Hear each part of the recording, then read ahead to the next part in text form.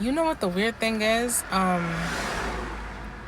You don't know that you're living a lie until you begin to live the truth. You have no idea that you're living a lie until you start living the truth. And I've learned that in this season of my life.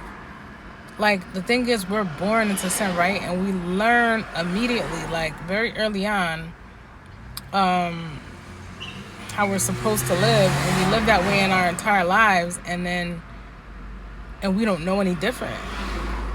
We don't know any different. We think this is it. We think we're born into misery, and all we know is misery. Then we get a job where we're miserable, and then or we get into a relationship and we're miserable. But we think that's how we're supposed to be, because that's all there ever was. That's all the examples that around us that has ever been, and all that stuff. But the reality of it is, that's not the way God made you to live.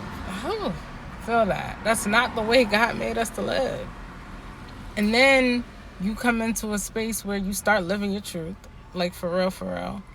And you realize, like, oh, all I ever lived was a lie. Somebody know what I'm talking about. Like, if you're truly miserable, like, if just life is not what it's supposed to be, I promise you it can be different.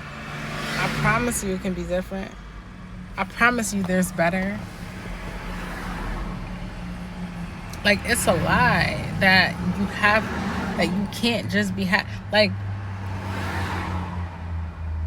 when you start living the truth, like your true essence, like your true being, like whoever, like you really are, like whoever you're supposed to be, like outside of what the world is telling you, outside with your parents, your friends, the media, outside all of that stuff, what they're telling you, when you really start like living, which is like very difficult in American society. That's what God is showing me. Like, I mean, you really got to be strong to live outside of the forces that come against us in this society. Like, when you really start living that truth, you're going to see how much of a lie you were living. I mean, like, there is almost nothing I would have done in my past that I, like, now that I understand myself more, now that I'm really living in God, like, right, like the God space, like the God within me, like I'm really choosing me. I'm really deciding to live like how God wants me to live. I'm like really learning and loving from a genuine place. Like, there's almost nothing I would do from my past that I did in my past. Almost nothing. Funny, a school bus drove by because I was a teacher.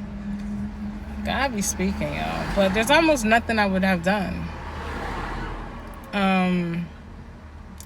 And so, listen, I encourage you to keep going. Somebody just needs to keep going, because it's crazy. Like, I think of it as like a path. Like, imagine like, taking a hike. If you're on the wrong path, in order to get to the right path, you got to go through some things. Like, you really got to go through some rough terrain. So you gotta accept the fact that you had taken the wrong path. So now, in order to get on the right path, you have to go through some rough terrain. So, and some of it is not your fault. Unfortunately, you're responsible for it because it's your life. Like, right? A lot of it is stuff that was put in us when we were a kid. We had no choice. We had no choice in the matter. We were 3, right? Like, we were 6. We were even teenagers. A lot of that stuff, we didn't even have a choice. Like, but we did it, and now we're accountable for it because it's our life, and nobody else is going to change our life. Nobody else is going to heal for us. So keep on going to get to your truth, because it's coming, like, to the point, like that life that you want is coming. It is possible, and it's coming. Yo, it's coming. God already told me that, and you have to believe that. But you have to understand that you have to go through some rough terrain in order to get to the right path. But keep going. I love you.